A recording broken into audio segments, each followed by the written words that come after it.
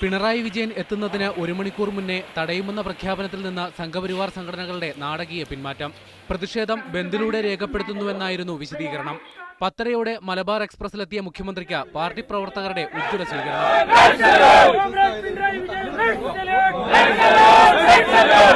Karnataka police തീർത്ത വലയത്തിലൂടെ മുഖ്യമന്ത്രി ഹോട്ടലിലേക്ക്. തുടർന്ന് വാർത്താഭാരതി എന്ന കന്നഡ പത്രത്തിന്റെ കെട്ടിട നിർമ്മാണത്തിന്റെ ഉദ്ഘാടനം നിർവഹിച്ചു. വരവിന് ആവശ്യമായ എല്ലാ പിന്തുണയും നൽകിയ കർണാടക ഗവൺമെന്റിന് ഇപ്പോൾ കൃതജ്ഞത മാത്രം രേഖപ്പെടുത്തിയിട്ടുണ്ട്. സംഘപരിവാർ ഭീഷണിയുടെ സാഹചര്യത്തിൽ 4000-ഓളം പോലീസുകാരെയാണ് സുരക്ഷയ്ക്കായി വിന്യസിച്ചിരുന്നത്. നഗരത്തിൽ നിരോധനാജ്ഞയും ഏർപ്പെടുത്തിയിരുന്നു. അതിനിടെ പിണറായി വിജയനെ തടയുമെന്ന പ്രഖ്യാപനത്തിൽ നിന്ന് പിന്നോക്കം പോയ സംഘപരിവാറിനെ പരിഹസിച്ച് CPM കർണാടക ഘടകം രംഗത്തെത്തി.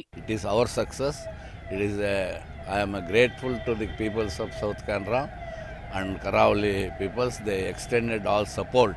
CPM സംഘടിപ്പിക്കുന്ന മതസൗഹാർദ്ദ റാലിയിലും മുഖ്യമന്ത്രി പങ്കെടുക്കും. മീഡിയ 1 മംഗളൂരു.